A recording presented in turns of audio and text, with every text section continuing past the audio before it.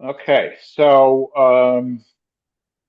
good evening, everybody. So, like I said in my email to you, we started Psalm 92, the Psalm for Shabbat, 2 weeks ago. But I think just in terms of like when you're dealing with something that's poetry, especially as a short poem. I mean, I don't know if we were reading Beowulf or something, it might be different, I think it makes sense to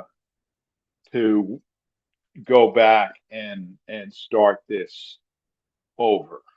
Um, and I have um,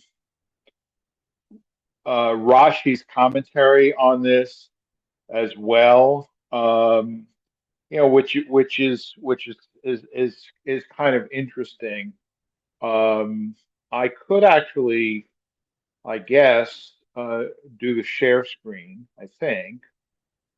Let's see. Um,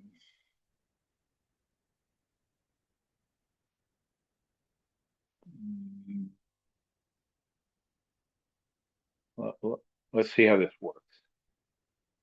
Um, can you see that?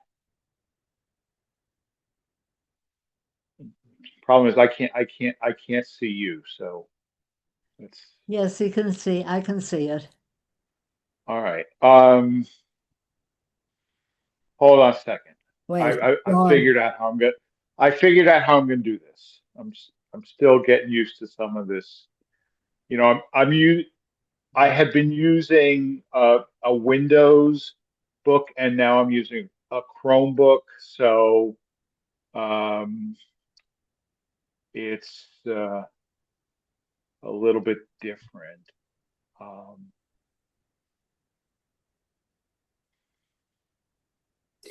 I'm sorry, I missed something. Did you say when would we decide what we wanted to do next? we'll do Well, we'll do that afterwards. Oh, okay. Sorry. Yeah.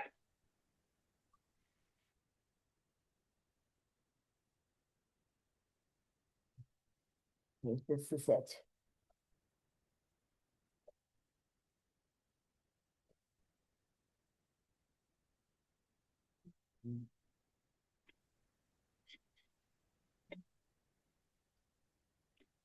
Huh. I have my camera on, but it's not showing me, is it? There we are. Did you have impure thoughts? Possibly. I think that's what causes that. All right. All right. Um, can we see this now? Yes. Um, all right. Good. All right.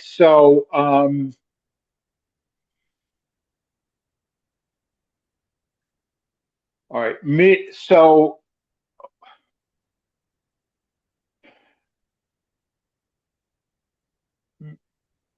Mizmor Shir Liyom HaShabbat. Mizmor Shir Shel Leviim. In other words, Rashi says this is a song with musical accompaniment uh, of the Levites. So Rashi says that the word Mizmor means a song with musical uh, accompaniment. And there's all these different sort of ascriptions in a lot of the Psalms. Some will say, Mizmor or Mizmor le David or Shir Hamalot and so on and so forth.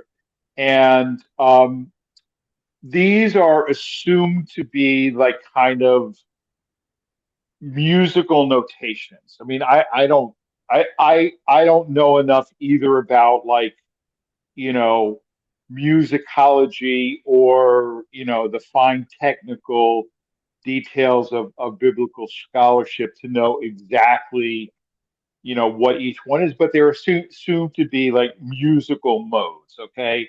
So Rashi says a mizmor is a psalm that was accompanied by music as opposed to other psalms that might be a cappella. All right. Now, and then the next part of the verse, Yom HaShabbat, She'omrim Oto b'Shabbatot. This is a psalm that they would recite on Shabbat, and it deals with the world to come, which is entirely Shabbat. Yom Shekulo Shabbat. Okay, and that phrase Yom Shekulo Shabbat is used to describe the world to come, the messianic era, in a lot of different places in rabbinic literature.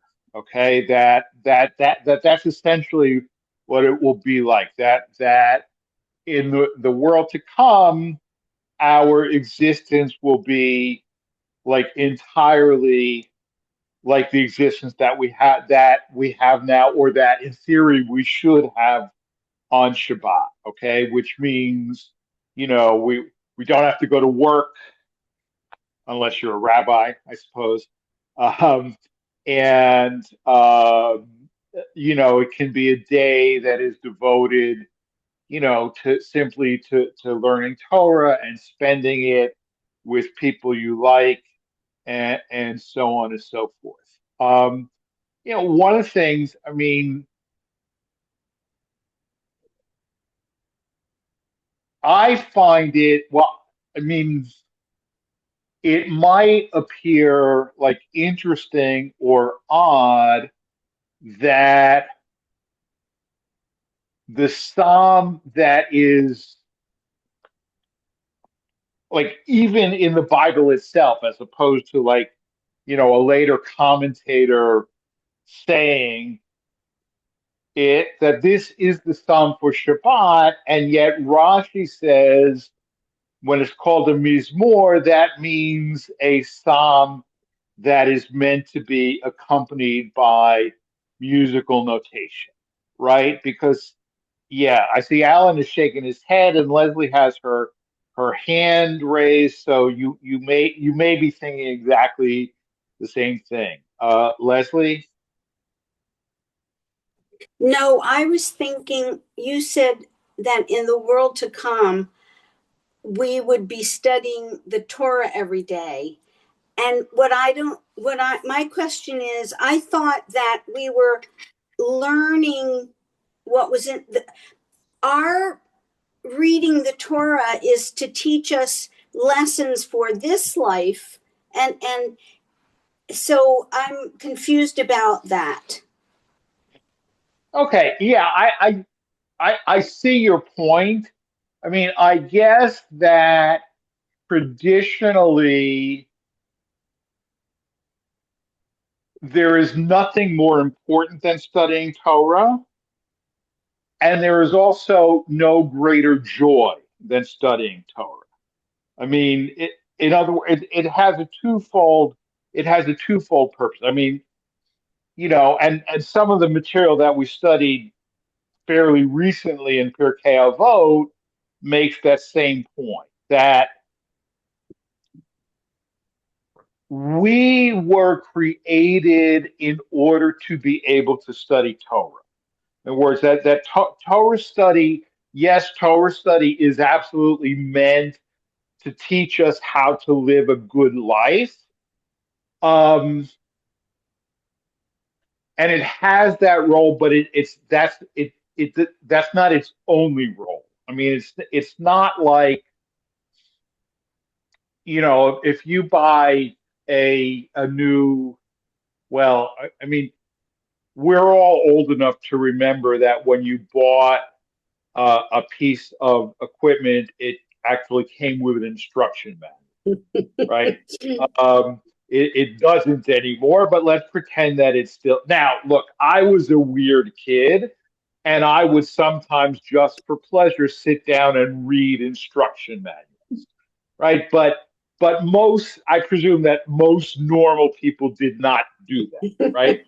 Because an instruction manual has the purpose of teaching you how to use the microwave that you just bought, the telephone that you just bought, the sewing machine that you just bought. It's not meant, for any purpose other than that, right? So if that was what the Torah was for, then it would be like to teach us how to get into the world to come. And now that we're in the world to come, we don't need it. But no, I mean, we were created to study Torah, and there is no greater pleasure than studying Torah. So, so that's why we would do it in the world to come and do it gladly and joyfully. So, yeah, Alan. Rabbi, of course, the point is that this is the psalm for Shabbat. You're not allowed to do work on Shabbat, but he says that this is to be accompanied by musical instruments. Now, how does that work? Right. I'm glad you picked up on that because that's what I had in mind. And um, there are a couple of answers to that are complementary. They're not mutually exclusive. Um, One is that playing an instrument per se is not a violation of Shabbat. Okay, it playing an instrument it's not considered melacha. It's considered chokhmah. It's considered like wisdom. Okay, it's not creative work. Um, like for example, when the first day of Rosh Hashanah is on Shabbat, we skip the shofar. We don't skip the shofar because blowing the shofar per se is a violation of Shabbat. Carrying the shofar to shul is a violation of Shabbat. And the fear is, or actually in Mishnah, it doesn't even say about carrying it to shul. It says that you might take the shofar to somebody's house so that they could teach you how to blow it. Okay. And the carrying of the shofar is a violation. And so, just to sort of create a fence, we don't blow the shofar. That way, we won't be tempted to carry it. But blowing it itself is not a violation of Shabbat. And then you say, well, okay, so what if I make sure to have the shofar in shul and da da da da?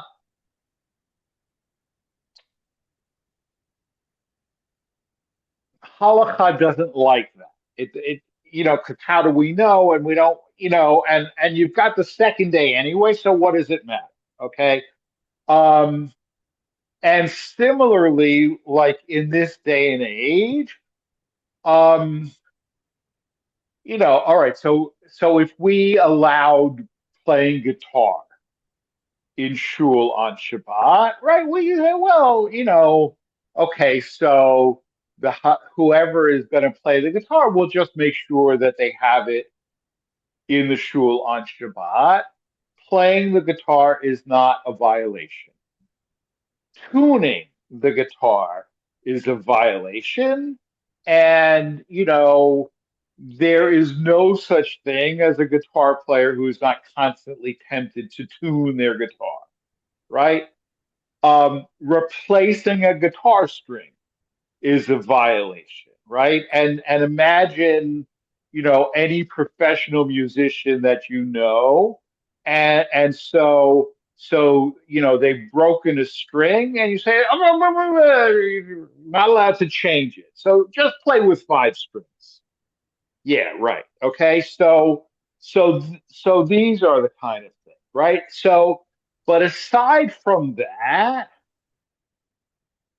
there were things that were allowed in the temple on Shabbat that we do not allow now. Okay.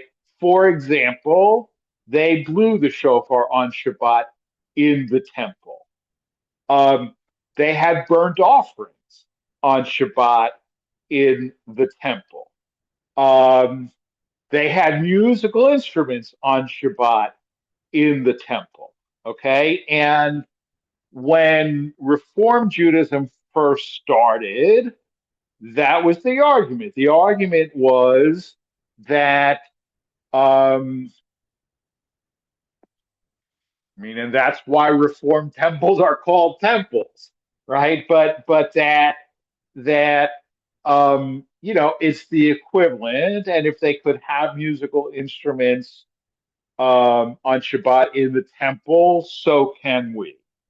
Um, and there are conservative shuls where they do use musical instruments on Shabbat, and they make that same argument, right? But yeah, the average Jew reading this, the question that you asked is exactly the same question that they would ask, right? That is, it would seem to us at a remove of 2,000 years that it would be kind of odd that specifically the psalm designated for Shabbat would also be a psalm that required the playing of musical instruments. But they absolutely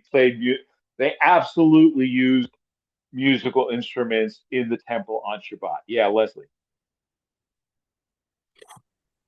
Well, so tuning an instrument would be considered work.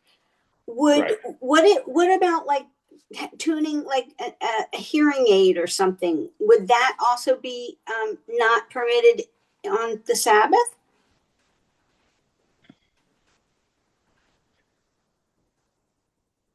Yeah, look,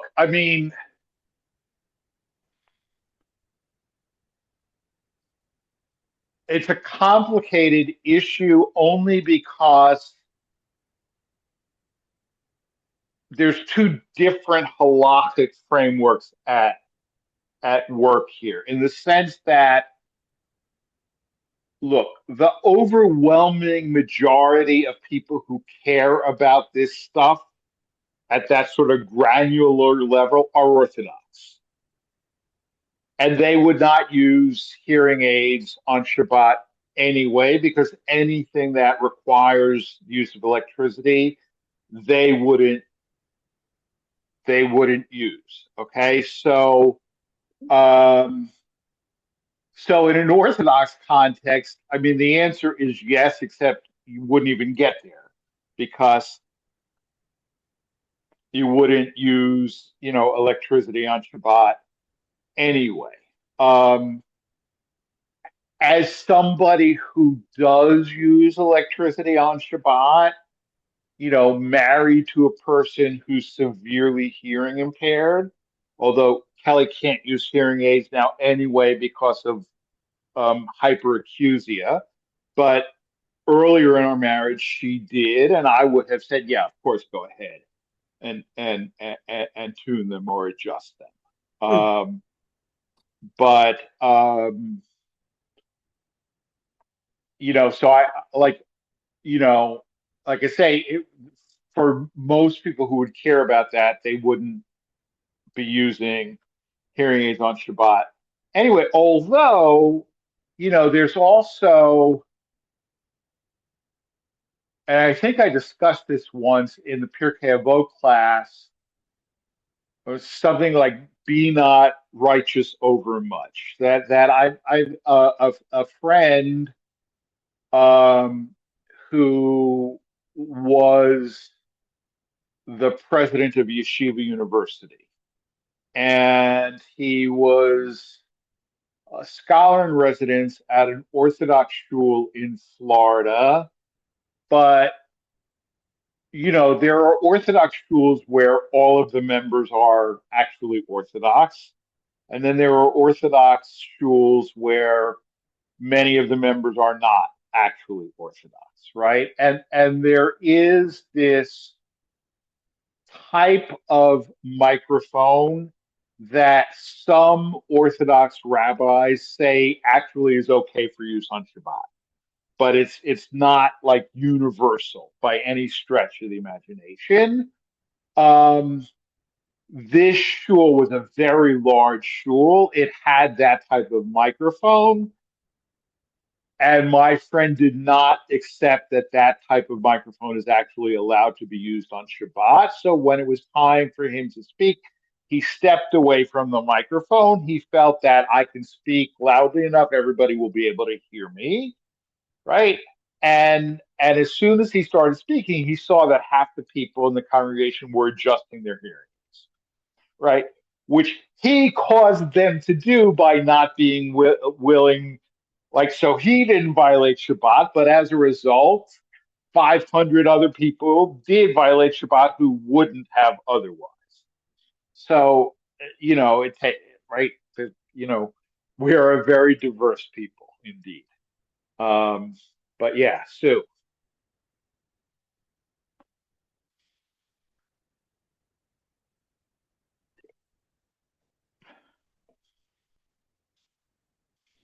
Sorry.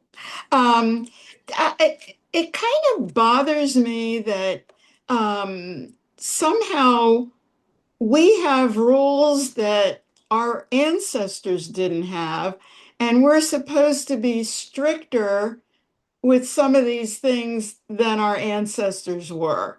And that doesn't really make any sense to me. Like, why would the rabbis, when they wrote all these rules, not have just continued what the practice already was? Like, why should we not have music if the people in the temple had music? I mean, or I heard that we don't have music because it's a form of mourning for the temple that's lost. But I don't understand why a lot of these rules couldn't have just continued if it doesn't have to do with the sacrifice or things specifically, for the temple. Yeah, I mean my answer to that would be that we, for the most part, don't feel the kind of discontinuity that the sages did. In other words, for the people who lived through the destruction of the temple and the first couple of generations after that, the destruction of the temple was every bit as traumatic for them as the Holocaust is for us, if not more so.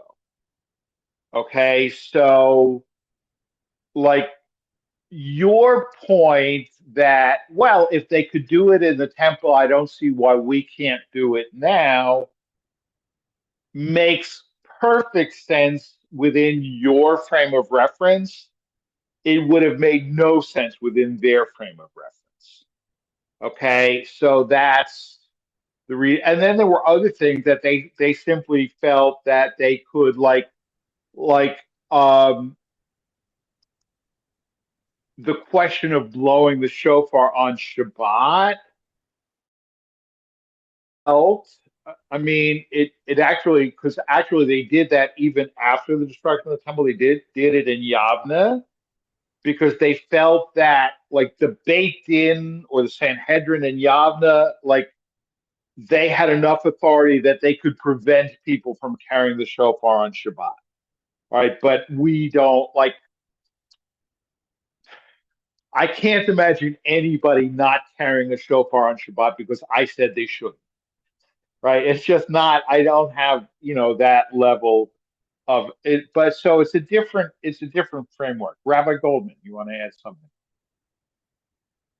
I just wanted to add in the context of the difference between Orthodox and non-Orthodox. There are many Orthodox rabbis who say that if somebody already has a hearing aid, even though it is electronic, if they need to adjust it, that's much less of a problem than turning it on Shabbat. So they, if they take it out but leave it on their bedstand or whatever, and they, the same rule applies for other impairments. So technically, walking a dog on Shabbat could be a prioritized is allowed. So there are some allowances, and people shouldn't be afraid to ask those questions. So No, I really right, like what you absolutely. explained before. Yeah, I mean, right. Certainly stuff with animals, absolutely, because of the prohibition of cruelty to animals. I mean, that's why, like, even in Orthodox kibbutzim, they milk cows on Shabbat because it's painful to the cows to not. I mean, the question is not whether you can milk. I mean, having lived on a kibbutz, I know this for 2 years, right? The question is not can you milk the cow on Shabbat? Not only can you, you must. The question is, what do you do with the milk that was milked on Shabbat? Right? That's a different issue. Anyway, so let's go on. All right. So it deals with the world to come, which is entirely Shabbat. Tov lodot ladonai u'zemer l'shimcha hayom. Good to give thanks to the Lord, to sing your name, O Most High. Lahagid baboker hasdecha va'emunatcha balelot. To declare in the morning your kindness at the time of the redemption, and your faithfulness at night during the distress of the exile, to believe in you that you will keep your promise. All this is splendid and good. In other words, right? So what Rashi is saying here is that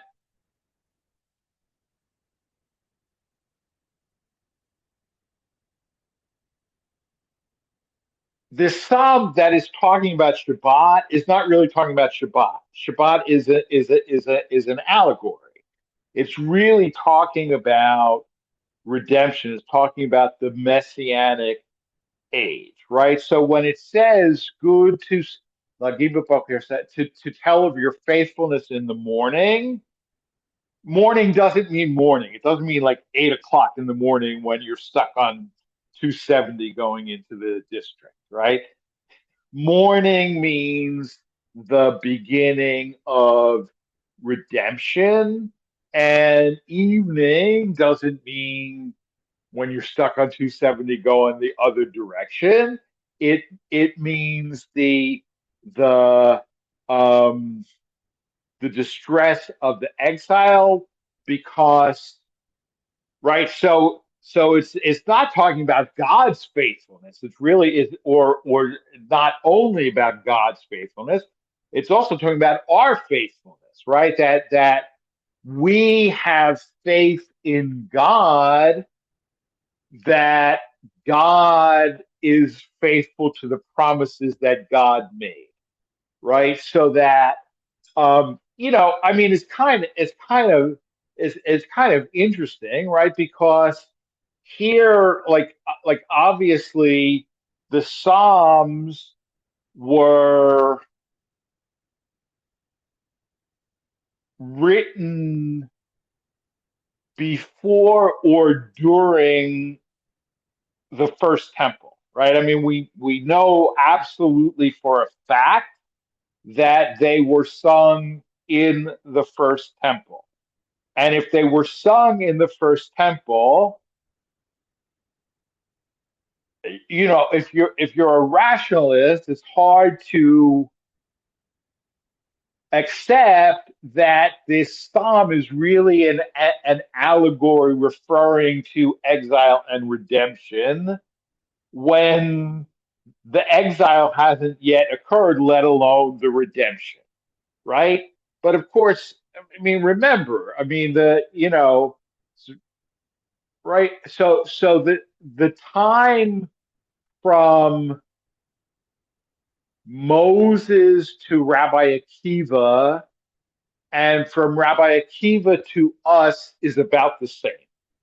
All right, so Rashi, chronologically, I mean, maybe in terms of mentality is a different question, but chronologically, Rashi is much closer to us than to when the Psalms were written. But I do not personally believe that the author of this psalm could have intended it as an allegory of exile and redemption.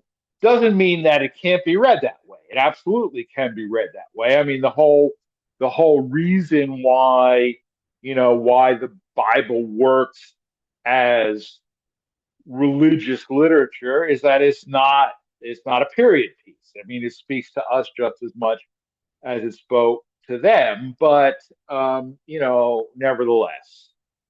All right. Ale asur va'ale navel, upon a 10-string harp and upon a psaltery with speech upon a harp. So asur. So Rashi is just explaining what the word asur means, because it's not a common word, and he says that it is a harp with 10 strings. Okay. You have made me happy, Adonai, with your work. I shall exult or rejoice in your handiwork. Right? We said that before. The word aranain, right? Like that root we know in other places, like lachuna ranana, or hava, right? In Havana Gila, Havana ranana, like leranen is to rejoice, but I think to rejoice like with music. Okay. Ma Gadluma, how great are your works, O Lord? Your thoughts are very deep. Ish bar lo yeda, a boorish man, a fool, does not grasp this. Um, Uchsir lo yavinato, a fool does not understand this. Everything that is written below, right? A foolish person is not going to get all of this stuff about redemption. You have to be wise to understand it, right? Um, when the wicked flourish like grass, and all the workers of violence blossom, only to be destroyed to eternity. Um, right? The wicked may flourish, they may spring up like grass, but their doom is forever sealed. For you are supreme forever. Okay. Right. So Rashi says that when the wicked, when they flourish, they don't understand that their flourishing is only to destroy them to eternity, for he recompenses his enemies to their face to destroy them. In other words, they are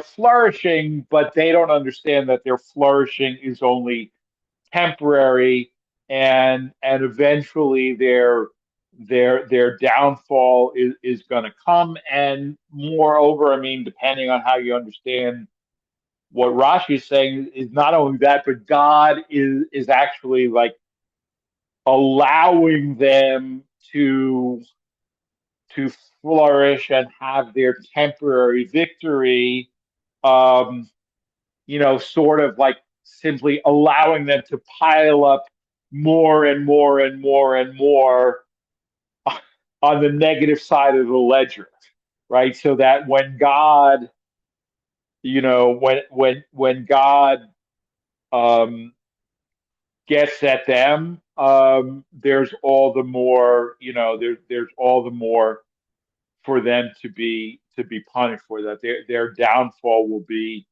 um, that that much greater. Okay. Um,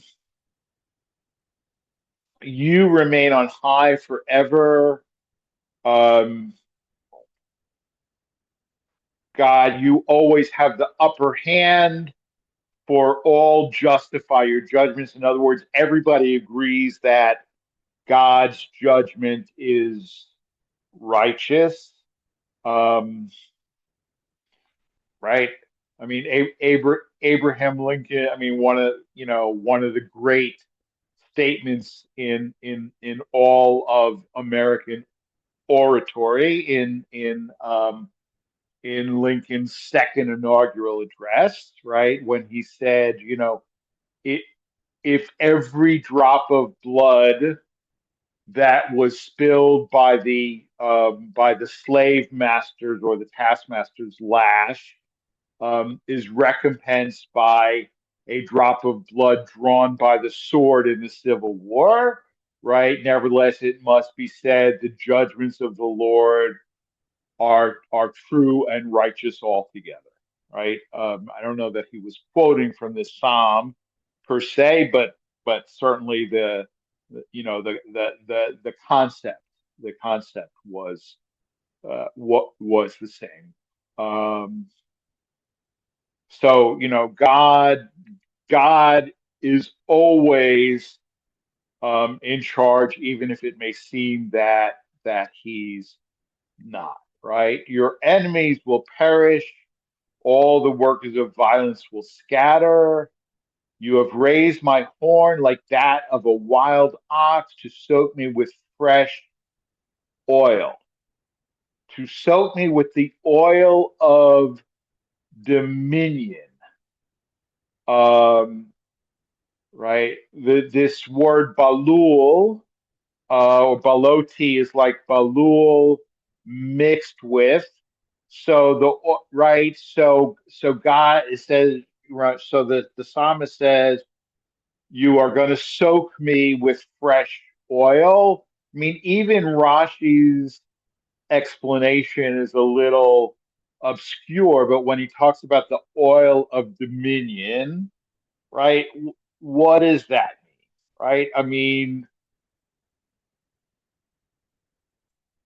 kings were anointed, right? That's how you became king. You were anointed, right? And that's still the case. I mean, I don't know, if any of you watched King Charles's coronation, um, but the Archbishop of Canterbury anointed him with oil, right? And the word Mashiach, right? Mashiach, me, right? Because we talk about, right, Mashiach, which, Messiah, but, right, King David is often called, right, Al Yedei David Abdecha Mishichecha, right? The Psalms written by David, your servant, your anointed one, right? So a Mashiach simply means anointed. Did not originally mean some sort of supernatural. It just means God's anointed, what God's chosen one. So when it talks about you have anointed my head with oil, right? Means you have like that. That's the way that we mark some person or something as being set aside for a special destiny. So I'm not sure that it necessarily means per se like better or superior, but just like I said, marked off for a specific destiny, right? My eye has gazed upon those who stare at me. Um,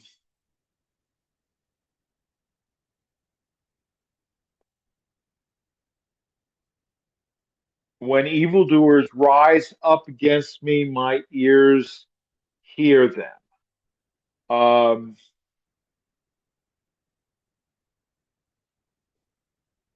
The wicked who rise up against me, my ears heard from behind the veil that they will not succeed in destroying us. So I heard. In other words, the so I heard, that's what Rashi is saying. That's what, that's what he's heard. In other words, right?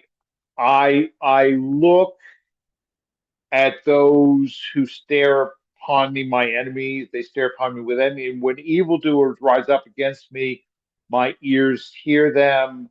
Words that I have heard that they will be doomed. Okay. Sadiq katamar yifrach ke'erz balvanon yiskeh. The righteous shall flourish like a palm tree, and like a cedar in Lebanon they grow. The palm produces fruit, and the cedar's trunk, in so far as its trunk renews itself. I know about palm trees because, like I mentioned before, I lived on a kibbutz for 2 years, and my main job was working growing dates. So I know about that. I don't know anything about cedar trees and their trunks renewing, but but it's talking about, the righteous. They are rooted, and they are constantly, refreshed and renewed. Shetulim b'Beit Adonai, planted in the house of the Lord. The righteous are planted in the house of the Lord. They will grow in old age. Fat and fresh will they be. Apparently, in biblical times, people actually wanted to be fat. Not so much these days. But it was a sign of, like, and still in certain cultures, like, fat is good because it means that you're wealthy, and obviously, but but and thinness or excessive thinness meant that you were impoverished and on the verge of starvation, right? Um, so they will, so but they will, Yunuvun Beseva, they will, what this really means. I mean, I don't like this translation. Um, in the Sim Shalom, I mean, I'm looking at the old one, is better. They shall bear fruit even in old age. They shall be ever fresh and fragrant, right? Meaning that the righteous,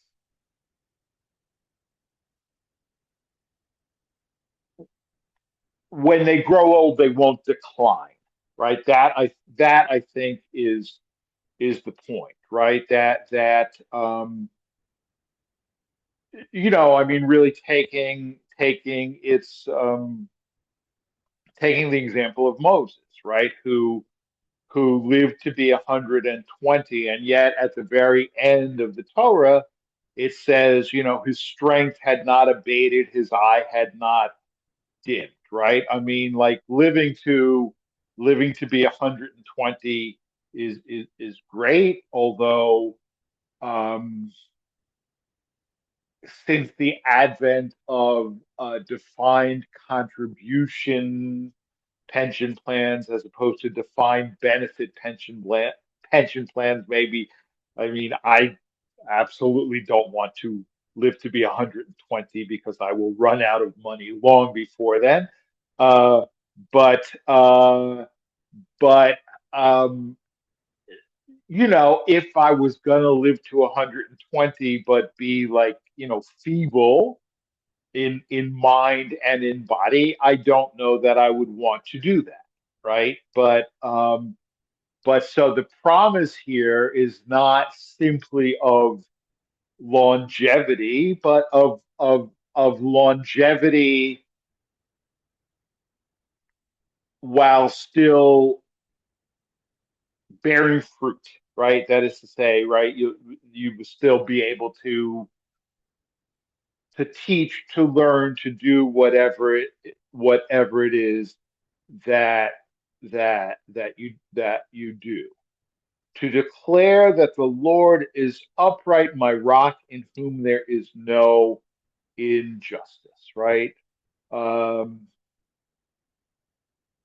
right. That's what the tzaddik, that's what the righteous person does, and that is really the whole, idea um,